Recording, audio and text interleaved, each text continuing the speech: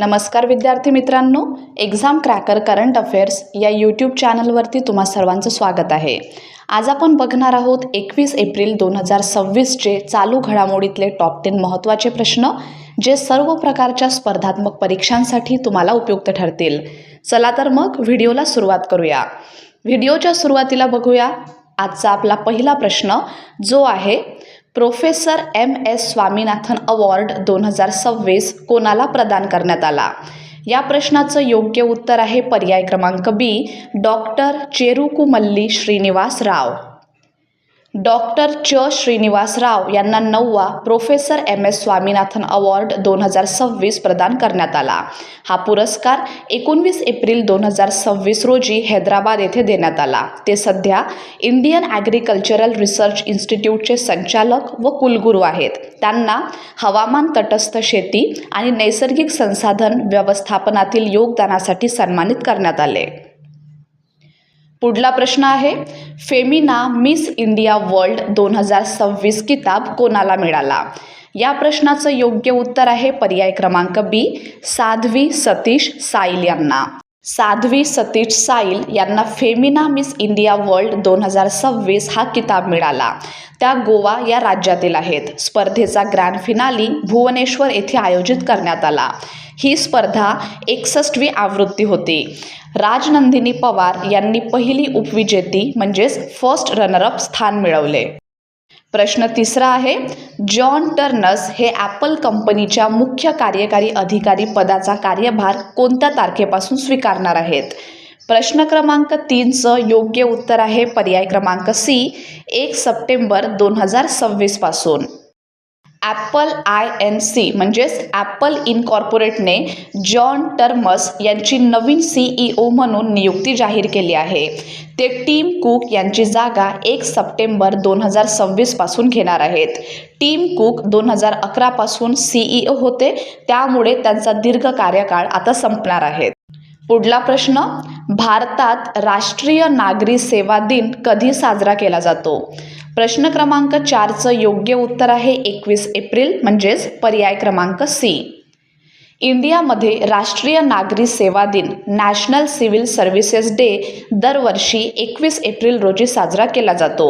या दिवसाचा उद्देश नागरी सेवकांच्या कार्याचा गौरव करणे हा आहे. या दिवसाची प्रेरणा सरदार वल्लभभाई पटेल यांच्या 1947 मधील भाषणातून मिळते, ज्यात त्यांनी नागरी सेवांना स्टील फ्रेम ऑफ इंडिया असे संबोधले. हा दिवस 2006 पासून औपचारिकपणे साजरा केला जातो. या दिवशी prime ministers award for excellence in public administration प्रदान केला जातो.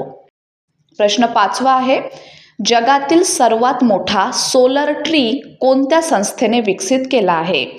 प्रश्न क्रमांक 5चं योग्य उत्तर आहे पर्याय क्रमांक सी, CSIR CMERI. CMERIचा लॉंग फॉर्म आहे central mechanical engineering research institute. जगातील सर्वात मोठा सोलर ट्री CSIR CMERI यांनी विकसित केला आहे.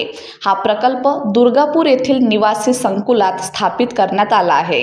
सोलर ट्री हा झाडासारखा दिसणारा सौर ऊर्जा प्रकल्प असून तो वीज निर्मितीसाठी वापरला जातो. प्रश्न 6वा आहे, भारतातील पहिला पेट्रोग्लिफ कन्झर्वेशन पार्क कुठे विकसित केला जाणार आहे? या प्रश्नाचं योग्य उत्तर आहे पर्याय क्रमांक बी, लेह लडाख येथे. इंडियामध्ये पहिला पेट्रोग्लिफ कन्झर्वेशन पार्क विकसित केला जाणार आहे. हा प्रकल्प सिंधू घाट येथे उभारला जाणार आहे. या प्रकल्पाची पायाभरणी 18 एप्रिल 2026 रोजी करण्यात आली.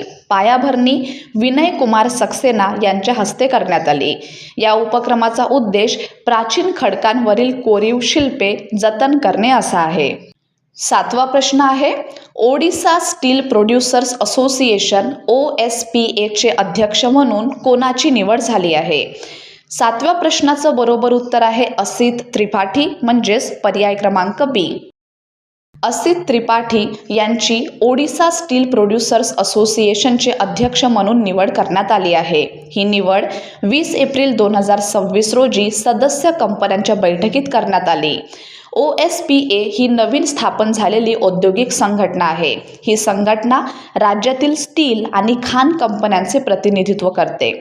या संघटनेचा उद्देश काय आहे तर पहिला आहे उद्योगांमधील समन्वय वाढवणे, दुसरा आहे भागधारकांशी संबंध सुधारणा आणि तिसरा आहे शाश्वत औद्योगिक विकासाला प्रोत्साहन देणे. प्रश्न 8वा, पाकिस्तानने कोणत्या देशासोबतचा 1.5 अब्ज डॉलर्सचा संरक्षण करार स्थगित केला आहे? 8व्या प्रश्नाचं योग्य उत्तर आहे पर्याय क्रमांक बी, सुदान. पाकिस्तानने सुदानसोबतचा 1.5 अब्ज डॉलर्सचा संरक्षण करार स्थगित केला आहे. या करारामध्ये शस्त्रे आणि लष्करी विमानांची विक्री समाविष्ट होती. हा करार जानेवारी 2026 मध्ये अंतिम टप्प्यात होता. सौदी अरेबियाच्या आक्षेपानंतर हा निर्णय येथे घेण्यात आला आहे. प्रश्न 9वा, कोणत्या देशाने घातक शस्त्रास्त्रांच्या निर्यातीवरील बंदी हटवली आहे? 9व्या प्रश्नाचं योग्य उत्तर आहे पर्याय क्रमांक बी, जपान. जपानने घातक शस्त्रास्त्रांच्या निर्यातीवरील बंदी हटवली आहे. हा निर्णय सानाई ताकाइची यांच्या मंत्रिमंडळाने मंजूर केला. यामुळे आता लढाऊ विमाने, क्षेपणास्त्रे आणि युद्धनौका यांच्या विक्रीला परवानगी मिळणार आहे. हा निर्णय द्वितीय महायुद्धानंतरच्या शांततावादी धोरणापासून मोठा बदल दर्शवतो. यामागील कारणे कोणती आहेत तर वाढत्या प्रादेशिक सुरक्षेच्या चिंता आणि संरक्षण भागीदारी मजबूत करण्याचा प्रयत्न ही यामागील कारणे आहेत. आणि आजचा आपला शेवटचा प्रश्न आहे, बुल्गारियाच्या संसदीय निवडणुकीत कोणत्या नेत्याच्या पक्षाने विजय मिळवला? याचं योग्य उत्तर आहे पर्याय क्रमांक बी, रुमेन रादेव. रुमेन रादेव यांच्या प्रोग्रेसिव्ह बल्गारिया पक्षाने बल्गारियाच्या संसदीय निवडणुकीत मोठा विजय मिळवला. पक्षाला सुमारे 44.7% मते मिळाली, जे गेल्या काही दशकातील प्रभावी कामगिरींपैकी एक आहे. रुमेन रादेव हे माजी राष्ट्रपती आणि माजी लढाऊ वैमानिक आहेत.